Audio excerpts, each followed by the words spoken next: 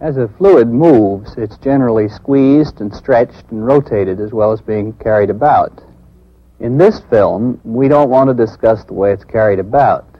Instead, we'd like to talk about the local distortion it undergoes and limit ourselves to flows at constant density. Before we're through, we're going to be talking about rate of deformation. But first, we'll look at finite deformation. That is, the local distortion that takes place in a finite time period. Now, when you think of the motion of a rigid body, after setting aside the translation, you're left only with the rotation.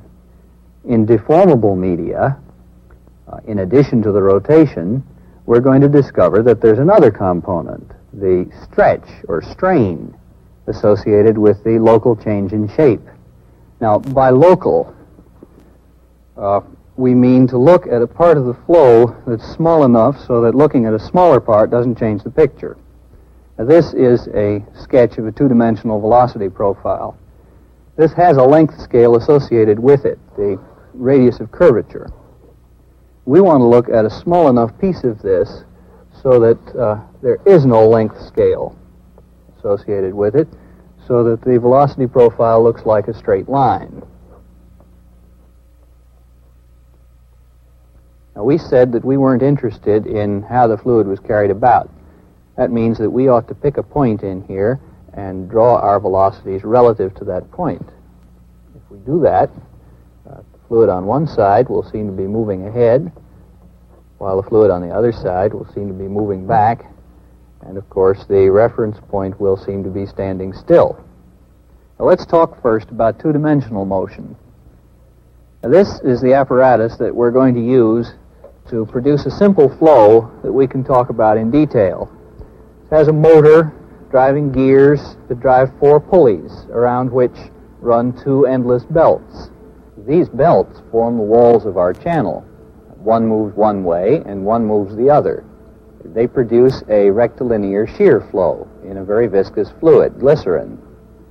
We say rectilinear because the streamlines are straight lines, and we're using the high viscosity of the glycerin to establish quickly for us a good scale model for those very small fluid regions we were referring to.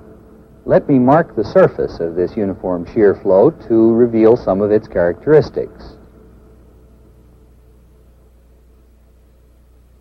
One belt is running one way and one is running the other, so that a flow is produced that has zero mean velocity. Notice how the point in the middle doesn't move in the laboratory frame of reference.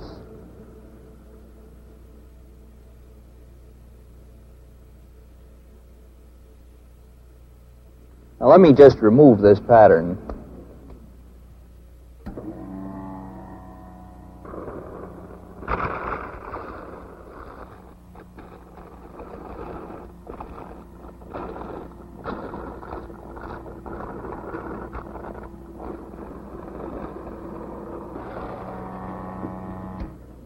That was easy, wasn't it?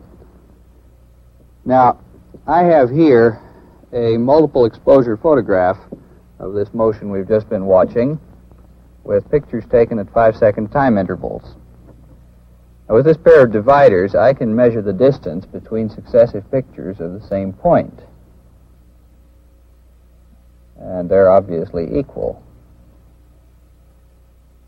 Also, I can lay a straight edge along the path of a particular point. We can see that the paths are straight lines. So, apparently this is a steady flow with straight parallel streamlines, so that the displacement of a point ought to be proportional to its velocity. Apparently, the velocity profile is a straight line. Now, this flow has an important feature. I can put on the flow a number of straight lines. And you can see that they remain straight, even though they're turned and stretched as the distortion progresses. This means that there isn't any scale to the flow.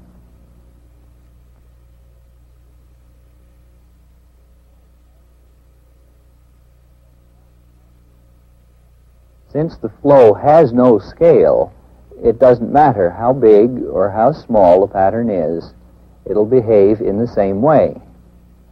And this is just what we wanted at the outset, a model for these very small regions where the velocity profile looked like a straight line. Now, we're interested in the motion relative to our reference point of the surrounding points. Now, let's be systematic about it and put on a circle of points so that they're all equally distant from the reference point and all equally spaced.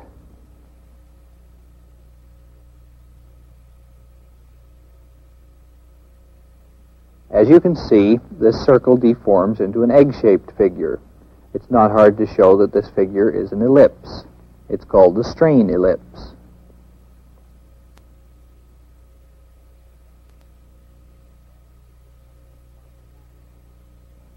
After we drop a pattern, the longer we wait, the more it deforms. One question we could ask is, where did the ellipse start from? If we could find that out, we might be able to measure the rotation. Let's try to analyze the deformation at a given time. If we take a picture after 25 seconds, we can compare it with the original configuration.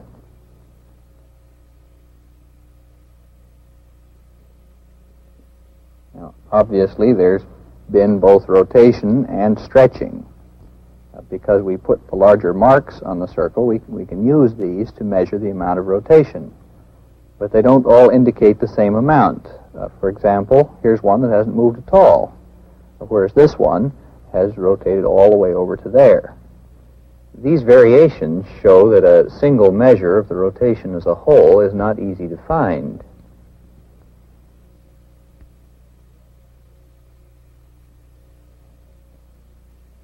But the ellipse does have features that the circle didn't have. It has bulges, and we may be able to use these bulges to measure the rotation of the whole figure. Now, these bulges represent the points of extreme strain. For example, here's the point that has moved farthest from the reference point, while here is the point that has moved closest. You can see that these points are also on the axes of symmetry of the ellipse, which, of course, are at right angles to each other. I'll use a solid line for the major axis and a broken line for the minor axis. Now, they might prove to be a convenient set of reference axes, so it would be worthwhile for us to see where they were on the original figure.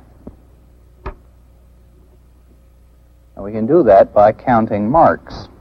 For example, the major axis here is about 1 3/4 marks over from the 90-degree point. That's 1 3/4 marks over. While the minor axis is about 180-degree point, 1 3/4 over. Draw those in. Major solid and minor dashed. It's clear that these are at right angles.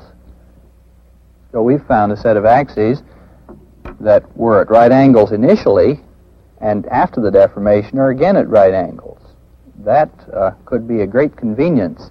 Let's see how the rotation of this set of axes compares with that of other lines joining other points with the reference point. I can pick up the final configuration and put it right on top of the initial one so that the axes line up.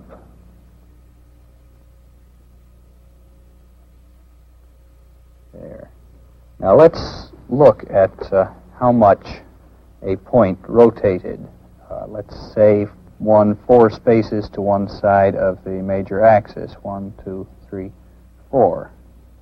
Now that went to a place 1, 2, 3, 4. Like that. And since its final position is clockwise from its initial one, why, it rotated farther than the special set of axes. But the ellipse is symmetric. I can go over to the other side here, 1, 2, 3, 4 spaces. And the final position, 1, 2, 3, 4 spaces. And that one, since its final position is counterclockwise from its initial one, that one apparently didn't rotate as far as the special set of axes. Now those two look to me to be about the same. If they are the same, since they're in opposite directions, they'll cancel out. So our special set of axes rotated an amount that's the average of the amounts rotated by the lines through those 2 points. But all the points on the ellipse come in pairs this way. The ellipse is symmetric. So this will work for any pair of points. This means that our special set of axes rotated an amount that is the average of the amounts rotated by all the points on the periphery of the original circle. It appears that practically by accident we've found what seems an ideal way to represent the rotation of our figure as a whole by specifying the angle through which this special set of axes has rotated. These axes are called the principal axes.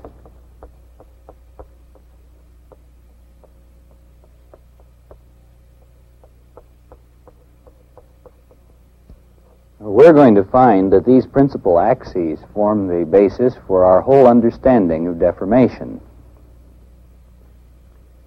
If we put the rotation back in and restore the ellipse to its true final position, we can see that in our case, the axes have rotated from there around to there, so that this angle measures the amount of rotation that this region has undergone in our time interval.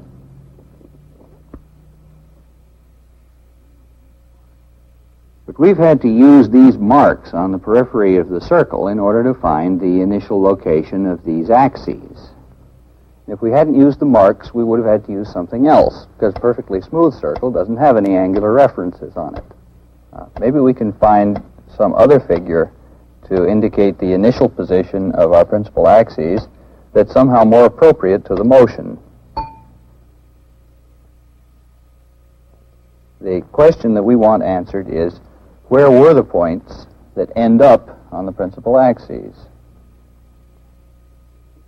Now, suppose for a minute that we could turn time backwards. We'd see our ellipse changing back into a circle with the same featureless perimeter as before. This would tell us nothing new. Well, what could we usefully do with this ability to turn time backwards? Suppose at the end of 25 seconds there's a circle on the flow. What would happen to the circle as time ran backward? It seems reasonable we'd find some new information when time got back to 0. In fact, we'd expect to see an ellipse, but with a backward orientation.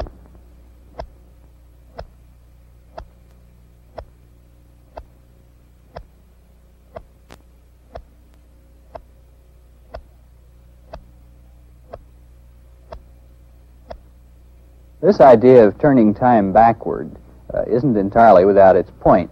I think you can see a sort of symmetry here.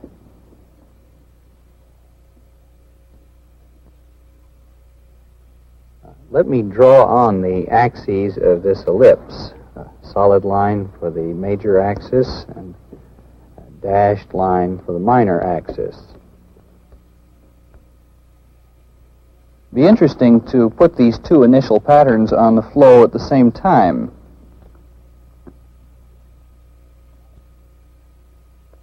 That is a double pattern.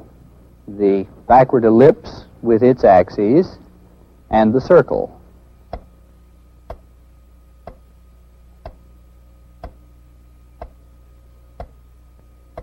Now the backward ellipse is turning into a circle, and the circle, as before, into an ellipse. Notice that the axes of the strain ellipse are growing out of the axes of our backward ellipse. But you shouldn't have been surprised. Look, it's in this direction that the most squeeze took place, with the major axis becoming the minor axis. It's in this direction that the most stretch took place, with the minor axis becoming the major axis. This backward ellipse is called the reciprocal strain ellipse, and these axes are its principal axes. Since they mark the initial position of the axes of the strain ellipse, we can use them to measure the rotation in our flow.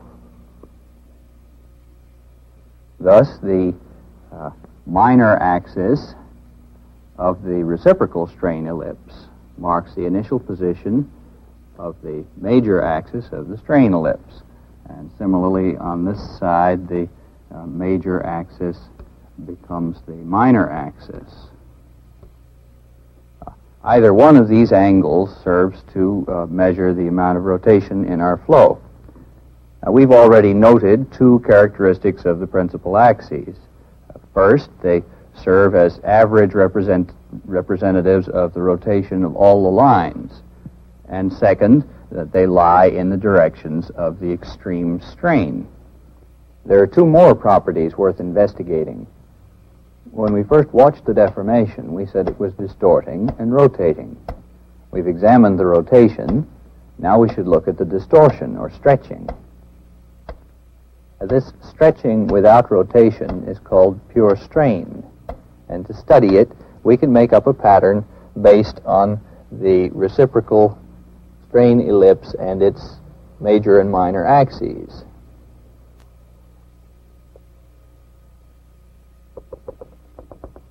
Now, actually, we don't need the ellipse itself.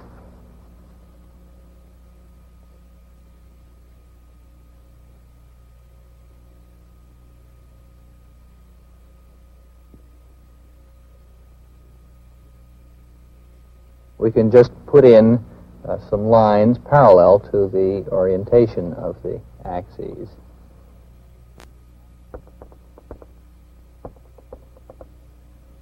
Now let's put that on the flow and watch it distort for 25 seconds.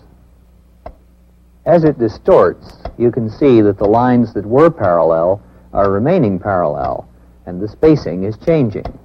Note that the angle between the sets of lines is also changing.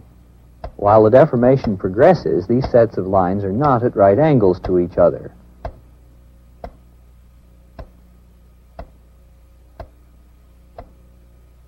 However, after 25 seconds, the lines are at right angles again, and we can use them for independent coordinates. Now you can see that the displacement of a point in the direction of one axis isn't a function of position along the other axis. This is a third important property of the principal axes, and again, it may be easier to see with the rotation removed.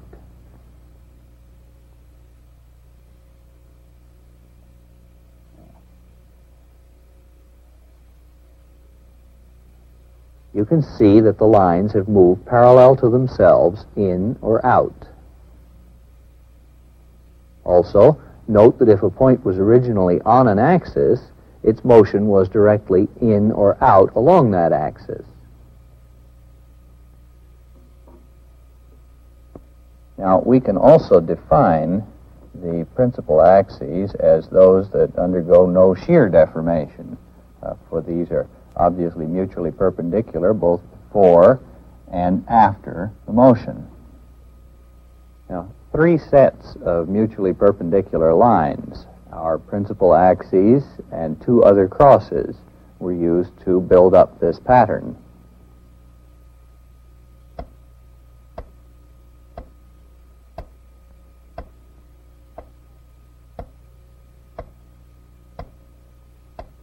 As the pattern is deforming, it's obvious that all the crosses are sheared.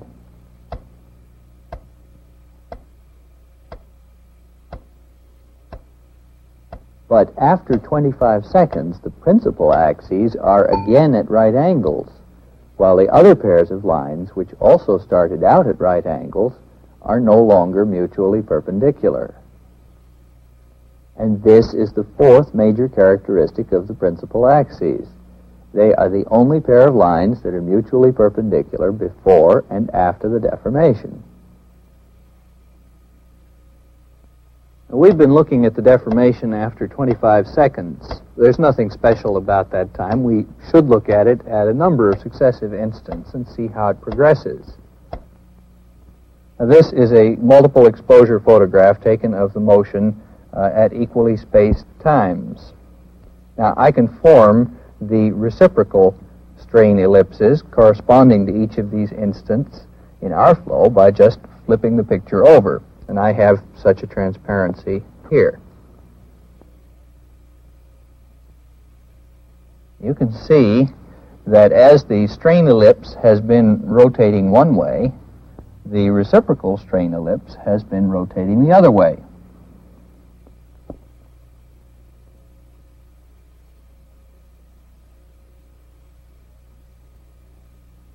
So the initial location of the principal axes is different at every instant. That is, to form the principal axes of the strain ellipse at successive instants, the fluid has to start from successively different locations. Put another way, this means that different fluid makes the axes at every instant. To describe the deformation as a function of time, we should give the amount of rotation, the amount of strain, and the orientation of the principal axes of the strain ellipse at every time and for every neighborhood in the fluid. As we've been describing it, this would be in terms of the present location of the points as a function of their initial position. This is called a Lagrangian specification.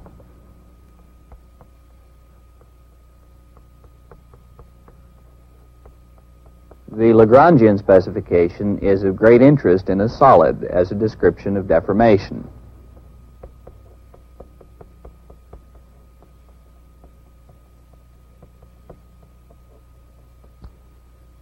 And it's also frequently of interest in a fluid.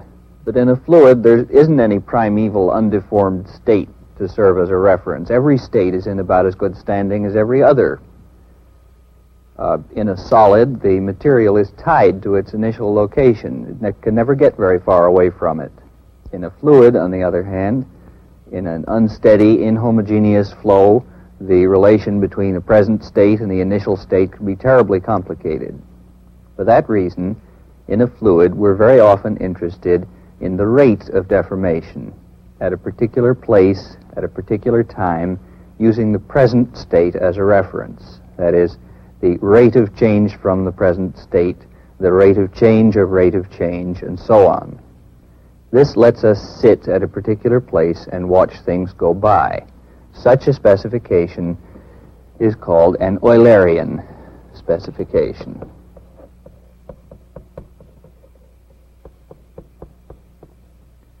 And is often easier to work with. Now, how many derivatives you have to give depends on how complete a specification you need, and that depends on what you're going to do with it.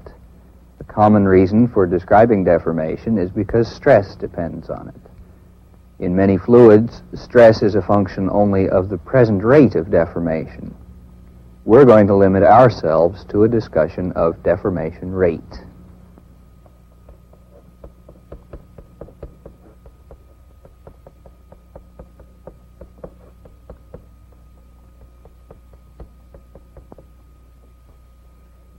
Now, since we're interested in the present rate of deformation, let's define the instant that we've been calling the initial instant as the present. That is, the instant of special interest to us. Now, let's talk first about the rate of rotation. We've determined that the amount of rotation at any instant can be measured by the angle between the principal axes of the strain ellipse and those of the reciprocal strain ellipse.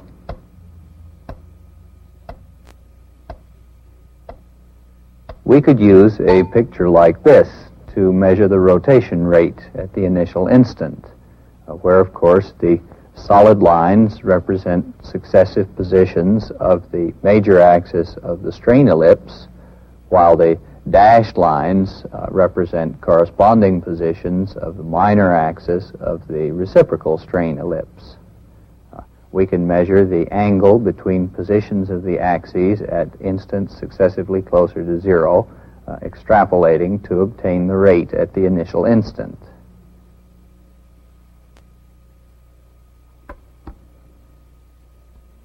However, there's a more direct way for us to measure the rotation rate. But first, we need to be sure just where the principal axes are at the initial instant. If once more we were to turn time backward, we would see the principal axes of the strain ellipse and those of the reciprocal strain ellipse approaching each other as time went to zero.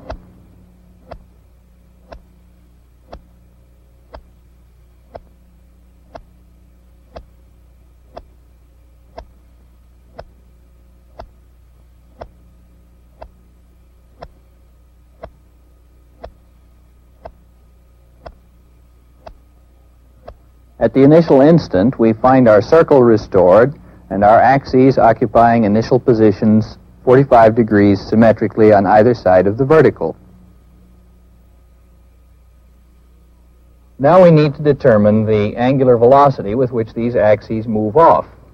Now actually, we're interested in their angular velocity just as they occupy the 45 degree and 135 degree positions. But we can see this more clearly if we have a little advance warning. Let's start well before, say 25 seconds before, and direct our attention to the period on either side of the initial instant. Now, we already know how to mark the fluid with a pattern which will become a circle after 25 seconds. The lines that will occupy the 45 degree and 135 degree positions at the instant of interest are solid, while the others are dashed.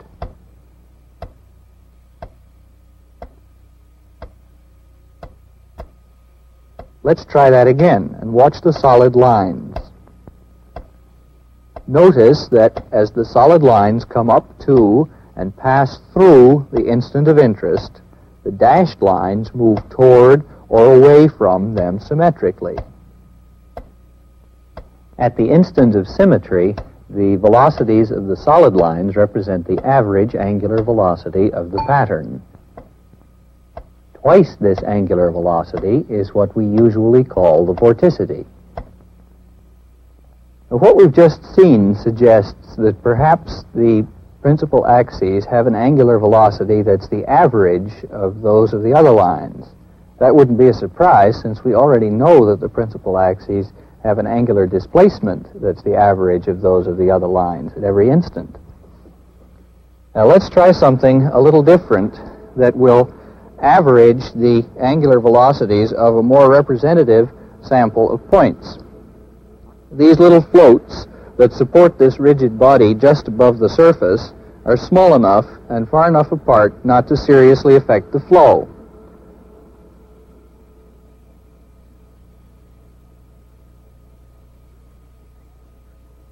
We can expect the circle to rotate at the average angular velocity at the floats, so that there will be as much clockwise drag as counterclockwise from the relative motion.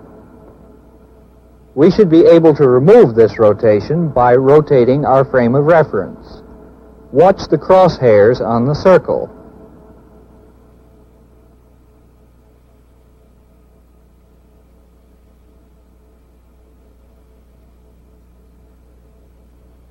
As we match the rotation of the circle, the walls of the channel appear to revolve in the opposite direction.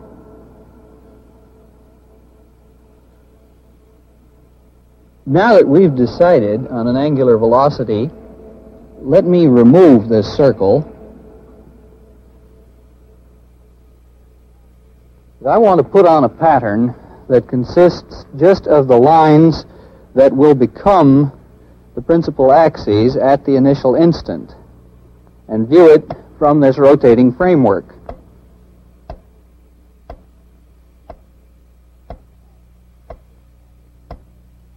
At first, the figure is stretched out in the 135-degree direction.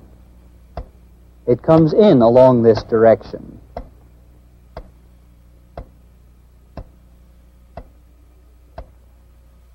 Reaches a circle, and expands again in the 45-degree direction.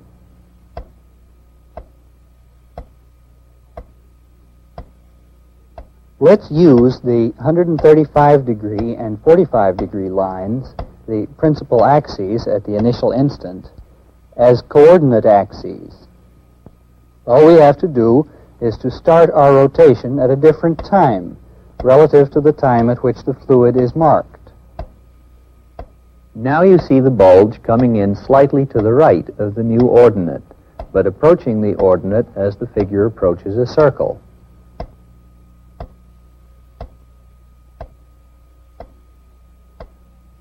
As the figure passes out through the circle, the bulge moves out along the abscissa.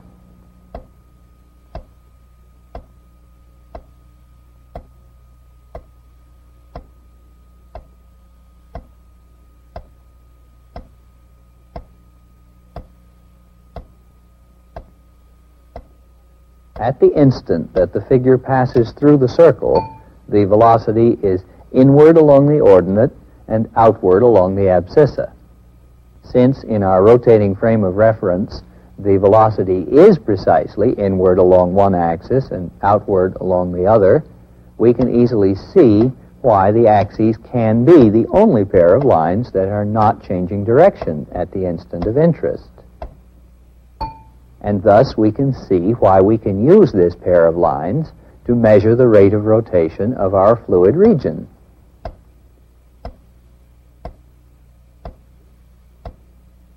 In addition, at the instant of interest, you can see that these axes are in the direction of the maximum rate of stretching and shrinking. These axes are called the principal axes of strain rate. So, in this rotating reference frame, we've already seen three of the properties of the principal axes. At the instant of interest, they mark the direction of extreme strain rate. They represent the average angular velocity of the fluid, and they are the only pair of lines that are not changing angle relative to one another. Now, from our earlier experience, we might also expect to find a fourth property of these axes. We observed this before by putting lines parallel to the axes. As you can see, the lines remain parallel and move toward or away from the axes. This means that the velocity parallel to the ordinate is not a function of position on the abscissa, and vice versa.